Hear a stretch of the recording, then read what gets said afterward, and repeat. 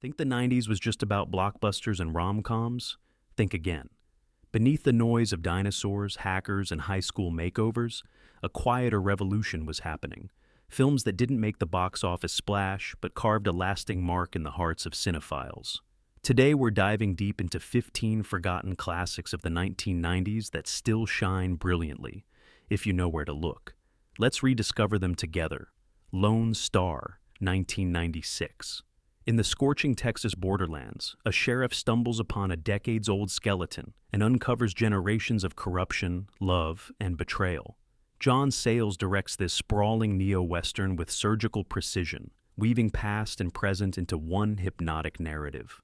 Chris Cooper delivers a quietly devastating performance, while Elizabeth Pena's presence burns with unresolved longing. What makes Lone Star so remarkable is Sayles' ability to shift between timelines without conventional flashbacks. Instead, he uses elegant camera pans that transform the present into the past, suggesting that history isn't behind us. It's right here, always affecting our lives.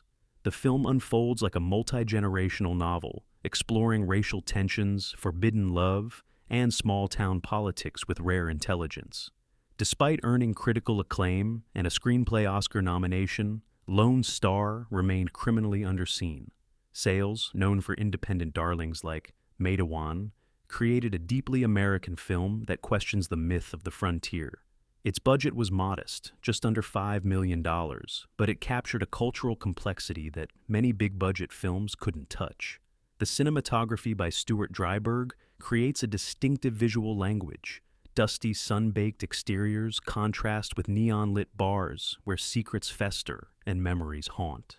The supporting cast, including Chris Christopherson as a corrupt sheriff and Matthew McConaughey in an early role, adds texture to this richly populated world. Today, Lone Star is praised for its layered storytelling and unflinching honesty about race, heritage, and memory.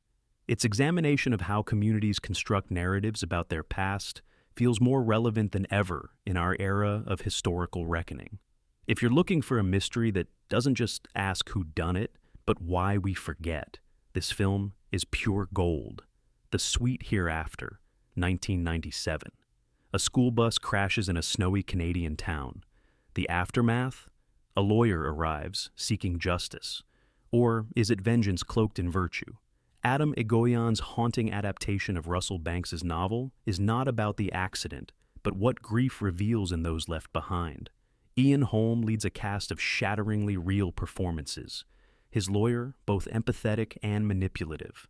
The film's nonlinear structure mirrors the fractured nature of trauma itself. We see before, during, and after the tragedy, but Egoyan weaves these moments together with such delicate craftsmanship that the emotional impact builds gradually, devastatingly. The town becomes a character, isolated, beautiful, and increasingly claustrophobic as buried tensions rise to the surface. With a modest $5 million budget and a quiet festival release, the film made waves internationally, winning the Grand Prix at Cannes. The stark cinematography by Paul Sarosi captures the blinding whiteness of winter landscapes that seem to swallow the characters whole. Michael Dana's score, built around folk musician Veda Hilla's adaptation of The Pied Piper of Hamelin, creates a haunting fairy tale quality that underscores the film's themes of lost children and communal failure. Sarah Polley delivers a breakthrough performance as Nicole, a survivor whose testimony becomes the moral fulcrum of the film. Her recitation of The Pied Piper is one of cinema's most quietly devastating moments, poetry used as both shield and weapon. Though often overshadowed by more commercial dramas, The Sweet Hereafter remains one of the most poignant meditations on loss, community, and broken faith in cinema history. It asks difficult questions about healing. Is it always possible? Is it always right? Trust me, this one will echo long after the credits roll. The Last Seduction, 1994. She didn't just steal money, she stole the movie. Linda Fiorentino's femme fatale in The Last Seduction is razor-sharp, unapologetically manipulative, and thrilling to watch. Directed by John Dahl, this noir gem is a masterclass in seductive danger. Bridget Gregory isn't your typical noir protagonist. While classic femme fatale used sexuality as a weapon, Bridget wields raw intelligence, always 3 steps ahead of everyone else. The script, penned by Steve Baranczyk, crackles with vicious wit and surprising turns. When Bridget flees New York with her husband's drug money and lands in a small town, she finds her next mark. But the game becomes increasingly complex. Initially released on HBO before a brief theatrical run, it was disqualified from Oscar consideration, despite Fiorentino's jaw-dropping performance.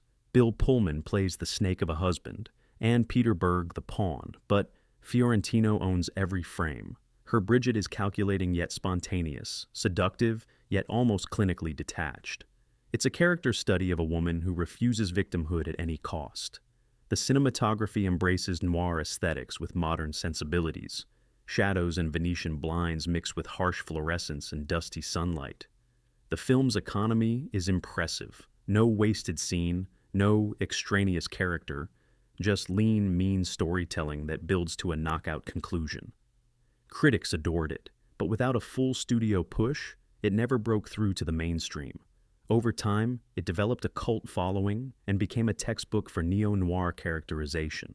Today it feels even more radical, a female anti-hero who writes her own rules and wins without punishment or redemption. If you thought noir was dead in the 90s, think again. King of the Hill, 1993. Before Ocean's 11, Steven Soderbergh told a very different story, a Depression-era coming-of-age tale that feels like it stepped out of faded family photographs. King of the Hill follows young Aaron as he navigates poverty, loneliness, and the strange adults who drift in and out of his life in a St. Louis hotel. What distinguishes Soderbergh's approach is his refusal to sentimentalize childhood or poverty. The film's palette shifts subtly as Aaron's circumstances change. Warm golds and ambers give way to cooler blues as times get harder.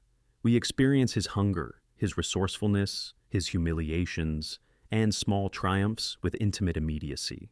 Based on A.E. Hotchner's memoir, this gentle film features early performances from Jesse Bradford and Adrian Brody. Bradford carries the film with remarkable maturity, showing how quickly children can adapt to adult responsibilities. The supporting cast, including Jeroen Krabbe as Aaron's well-meaning but unreliable father and Lisa Eichhorn as his institutionalized mother, creates a world where adults are just as vulnerable and lost as children. The period details are meticulously rendered on a modest budget. From the whispers of radio programs to the textures of worn clothing, Soderbergh creates a lived-in world that speaks to both historical specificity and timeless emotional truths about childhood resilience. It didn't make much noise at the box office, barely cracking 1.5 million, but it cemented Soderbergh's range as a storyteller. Over the years, it has gained quiet admiration from critics and filmmakers alike. If you love nuanced storytelling that balances innocence and melancholy, this hidden treasure is waiting for you. Devil in a Blue Dress, 1995. Post-war Los Angeles, a missing woman, a black man framed. Devil in a Blue Dress blends noir, racial politics, and Denzel Washington at his peak. Based on Walter Mosley's novel, Carl Franklin directs with pulpy precision and social depth. What sets this film apart from conventional noir is its unflinching portrayal of racial dynamics in 1948 Los Angeles. Easy Rawlins, played with simmering intelligence by Washington, navigates a world where crossing invisible racial boundaries can be deadly. When he's hired to find a missing white woman who frequents black jazz clubs, the mystery becomes a journey through a segregated city's power structures. Washington plays Easy Rawlins, a World War II vet turned reluctant detective. But it's Don Cheadle as Mouse who steals scenes with ferocious energy, a dangerous friend whose violent tendencies both help and threaten Easy's investigation. Jennifer Beals brings complexity to the femme fatale role, subverting expectations at every turn. Tak Fujimoto's cinematography bathes the film in golden hour light and deep shadows, while Elmer Bernstein's jazz-infused score perfectly captures both the period and the tension. The production design meticulously recreates post-war LA, from the segregated neighborhoods to the bustling Central Avenue jazz scene, creating a world that feels authentic and lived in. Despite rich performances and a sultry visual palette, the film underperformed. barely earning back its $22 million budget. Critics praised its innovative take on noir conventions, but audiences in 1995 weren't ready for its unflinching racial politics. It was ahead of its time, and perhaps that's why it struggled commercially.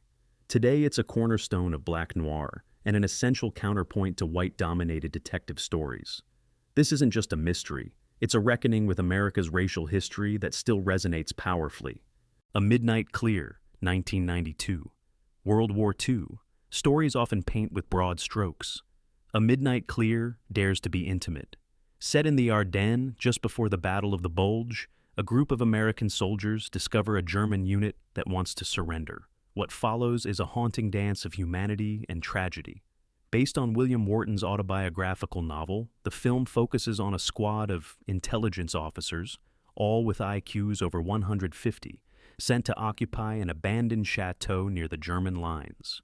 Their youth and intelligence make them more vulnerable to war's moral complexities, not less. When they realize the German soldiers they're tracking want to surrender without shame, a fragile trust develops across enemy lines. Keith Gordon directs with aching sensitivity, capturing war's absurdity through poetic visuals.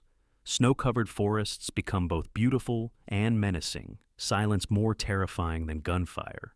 The cast, Ethan Hawke, Gary Sinise, Peter Berg, Kevin Dillon, and Frank Whaley, gives understated, heartbreaking performances. Each character brings a different perspective to the moral dilemmas they face. The film's most powerful scenes involve the tentative communication between enemies, snowball fights replacing bullets, Christmas carols sung in different languages but with shared meaning. These moments of connection make the inevitable tragedy all the more devastating. The film flopped financially, earning less than $2 million, but critics praised its restraint and empathy, and it has quietly endured as one of the most unique war films ever made. Its anti-war message comes not from grand statements, but from showing the absurd waste of young lives on both sides. If you're tired of chest-beating combat tales, this one whispers truths that still pierce. It's a winter fable about war's darkest paradox, how humanity persists even as it's systematically destroyed. Smoke, 1995. In Brooklyn, at a corner cigar shop, 1,000 stories pass through the haze. Wayne Wang's Smoke, written by novelist Paul Auster, is a slice-of-life drama that revels in small, beautiful moments. Harvey Keitel plays the shopkeeper, and William Hurt, the grieving writer who finds unlikely companionship there. The film's structure mirrors the act of smoking itself, unhurried, contemplative, built around ritual and sharing. 5 interconnected stories unfold, each revealing how strangers become essential parts of each other's lives. The Brooklyn Cigar Comer becomes a secular church where confession, redemption, and community happen over tobacco and conversation. Shot on a shoestring budget, the film is a masterclass in dialogue and character. It didn't break box office records, but it won the hearts of critics and festival audiences. Wang directs with a delicate touch, allowing scenes to breathe and characters to reveal themselves gradually. There's no manufactured conflict, just the gentle collision of lives in an urban landscape. The ensemble cast, including Forrest Whitaker, Stockard Channing, and Harold Perrineau, creates a tapestry of New York life that feels authentic and warmly observed.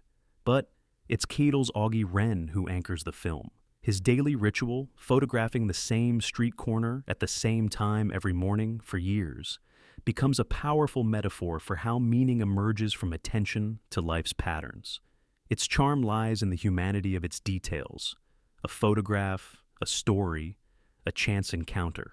The film's final segment, where Augie tells a Christmas story about truth, lies, and kindness, ranks among the most perfect endings in 90s cinema. If Tarantino made violence feel poetic, Smoke makes stillness sing. An ode to storytelling itself. Safe, 1995. What if your environment is killing you and no one believes you? Todd Haynes' chilling Safe stars. Julianne Moore as a housewife who develops mysterious sensitivities to everyday chemicals.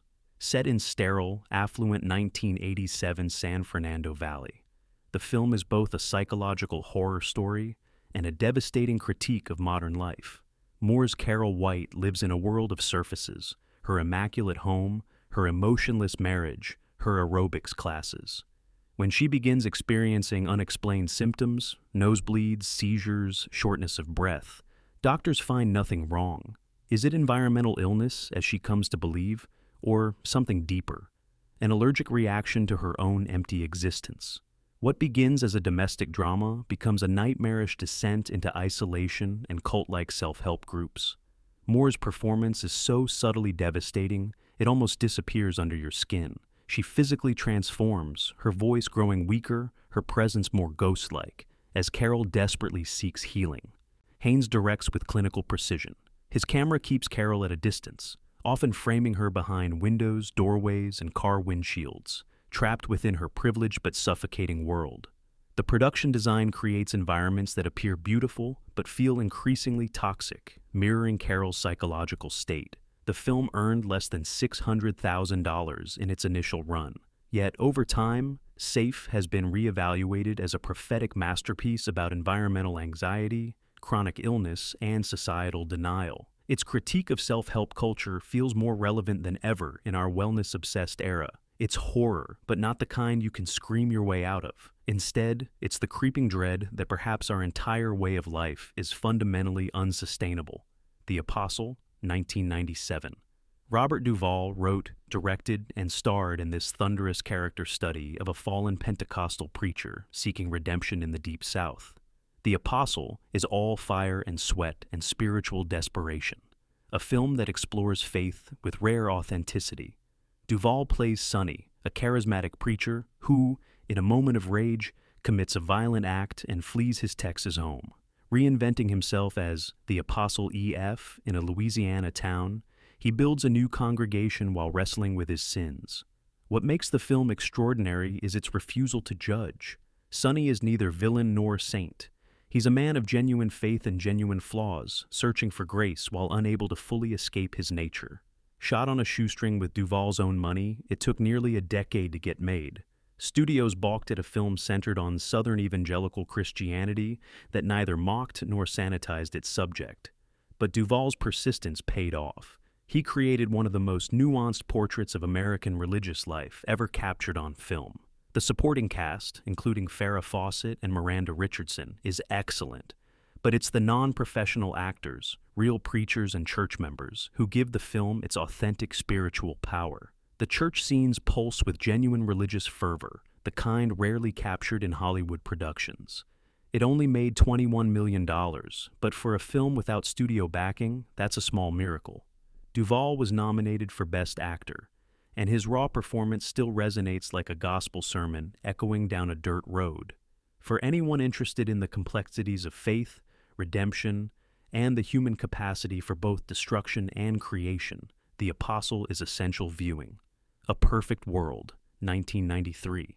Clint Eastwood directs Kevin Costner in what may be the most soulful performance of his career.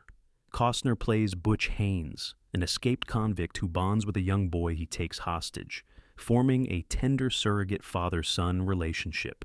Meanwhile, Eastwood himself plays the Texas Ranger in pursuit, creating a complex moral triangle as the manhunt unfolds. Set against the backdrop of 1960s Texas, just before the Kennedy assassination, the film unfolds with lyrical grace, balancing suspense and deep character work. T.J. Lowther gives one of cinema's most natural child performances as Philip, a Jehovah's Witness boy who's never celebrated Halloween or experienced the small freedoms of childhood. Their road trip becomes both escape and awakening. What elevates A Perfect World above conventional manhunt thrillers is its emotional intelligence. The script by John Lee Hancock explores how cycles of violence and absent fathers shape masculinity across generations. Costner's Butch, dangerous yet tender, damaged yet protective, breaks your heart precisely because you can see both the wounded child he was and the good man he might have been. Jack Green's cinematography captures the Texas landscape with dusty autumnal beauty, while Lenny Nyhaus's sparse score underscores the film's melancholy tone. Despite Eastwood's involvement, it flew under the radar in the U.S., overshadowed by more commercial fare like Jurassic Park and Mrs. Doubtfire, released the same year. With time, critics have revisited A Perfect World as one of Eastwood's most underrated directorial achievements. It's a road movie, a morality play, and an elegy all in one, a film that understands how brief moments of connection can offer redemption, even when escape is impossible. The Ice Storm, 1997. Ang Lee's portrait of suburban malaise in 1970s. Connecticut might sound chilly, but it cuts with scalpel precision. Kevin Kline, Joan Allen, Sigourney Weaver, and a young Tobey Maguire form an ensemble where every silence says more than words. Set during Thanksgiving weekend 1973, as the Watergate scandal unfolds on television, The Ice Storm explores two neighboring families whose sexual experimentation and emotional disconnection mirror the national mood. The parents attend a key party, a spouse-swapping event, while their children navigate their own sexual awakenings with equal parts curiosity and emptiness. Adapted from Rick Moody's novel, this was no crowd pleaser, but it earned critical raves and won Best Screenplay at Cannes. James Schamus's adaptation distills the novel's literary voice into visual poetry, creating a film where objects, a metal ice tray, a Nixon mask, a toy figure, carry tremendous emotional weight. Frederick Elmes's cinematography uses the cold, clear light of winter to expose the character's emotional barrenness. The production design recreates 1970s affluence with anthropological precision, from macrame plant holders to wood-paneled station wagons. The period details never feel like nostalgia, but rather like artifacts from a failed experiment in American life. The young cast, including Christina Ricci, Elijah Wood, and Katie Holmes, deliver performances of remarkable maturity, capturing how children absorb their parents' dysfunction even while judging it. Today, The Ice Storm is praised for its emotionally bruising honesty and stylized restraint. Its famous climax, where tragedy arrives with the weather, remains one of cinema's most perfectly executed sequences of cause, effect, and terrible coincidence. It's not warm, but it's unforgettable. Affliction, 1997. A small-town cop, a dead body, and a lifetime of trauma. Paul Schrader's Affliction is as dark and brooding as anything he's ever written. Based on Russell Banks's novel, it's a winter's tale of how violence passes from father to son like a terrible inheritance. Wade Whitehouse is barely holding on, to his job as a small-town sheriff, to his relationship with his daughter, to his sobriety, to his sanity. When a hunting accident claims the life of a wealthy businessman, Wade sees a chance at redemption through solving what he believes is murder. But his obsession spirals, fueled by memories of his abusive father and his own bottled rage. Nolte gives the performance of his life, tortured, hollowed out, unraveling. His physical transformation throughout the film is haunting. A toothache becomes both plot point and metaphor, his face increasingly swollen as infection spreads both literally and spiritually. Coburn won an Oscar for playing his monstrous father, a performance so terrifying in its authenticity that it's almost unwatchable. Schrader directs with controlled fury, using the brutal New Hampshire winter as expression of Wade's inner landscape. The cinematography by Paul Sarasi captures both the stark beauty and oppressive weight of snow-covered small-town life. The film only grossed around $6 million, but it's pure character-driven cinema at its bleak best. Willem Dafoe provides the narrative voice as Wade's brother, who has escaped their father's influence but remains haunted by Wade's fate. If you want a thriller that's more Greek tragedy than police procedural, Affliction delivers, with bruising emotional honesty and not a single false note. The Butcher Boy, 1997. Neil Jordan's twisted coming-of-age tale about a disturbed Irish boy is part satire, part horror, part psychological portrait.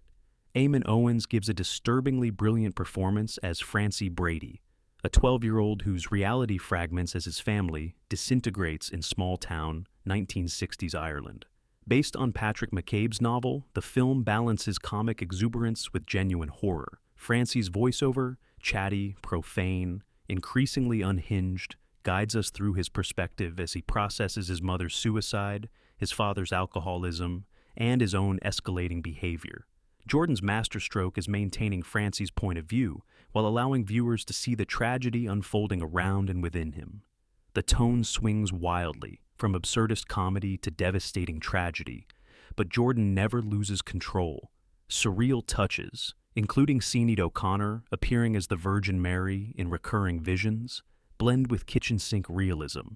The film's vibrant color palette and energetic camera work contrast with its increasingly dark subject matter, creating a uniquely unsettling experience.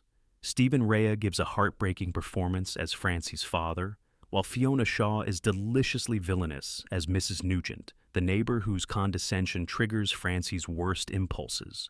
The period details of small-town Ireland during the Cuban Missile Crisis backdrop add another layer, Cold War paranoia filtering down to a child's imagination.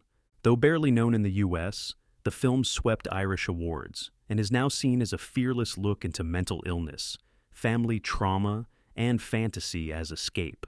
It asks uncomfortable questions about how society fails troubled children and the thin line between vivid imagination and psychosis. Daring, disturbing, and weirdly tender. The Butcher Boy offers no easy answers, just unforgettable cinema. Red Rock West, 1993. Before Fargo made quirky noir fashionable, there was Red Rock West. Nicolas Cage stars as Michael, a down-on-his-luck drifter who rolls into a Wyoming town and is mistaken for the hitman hired to kill a local bar owner's wife. When the real hitman shows up, Michael finds himself trapped in an increasingly dangerous web of mistaken identity.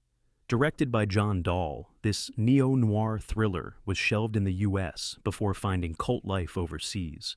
It didn't even get a proper theatrical release at first. It was slated to go straight to video until a San Francisco theater owner saw it on cable, recognized its quality, and began screening it to enthusiastic audiences. What distinguishes Red Rock West from standard thriller fare is its perfect balance of tension and dark humor. The script by John and Rick Dahl creates a series of escalating predicaments that feel both surprising and inevitable. Cage's performance is grounded and sympathetic, a good man making increasingly desperate choices as his situation deteriorates. The supporting cast shines, J.T. Walsh as the duplicitous bar owner, Dennis Hopper gleefully menacing as the real hitman, and Lara Flynn Boyle bringing complexity to the femme fatale role. Rocky Giordani's cinematography captures both the vast, empty beauty of the Wyoming landscape and the claustrophobic interiors where much of the action unfolds. Today, fans hail it as one of Cage's most restrained and best performances, and a near-perfect genre exercise. If you like your noir, sunburned, and off-kilter, don't skip this American gem that had to travel to Europe to be recognized as the classic it is. The War Zone, 1999. Tim Roth's directorial debut is not an easy watch, but it is an essential one. This stark British drama about a teenager uncovering abuse within his family is raw, unsettling, and brilliantly acted. Based on Alexander Stewart's novel, the film approaches its difficult subject matter with unflinching honesty and deep compassion. The story follows a London family that relocates to rural Devon.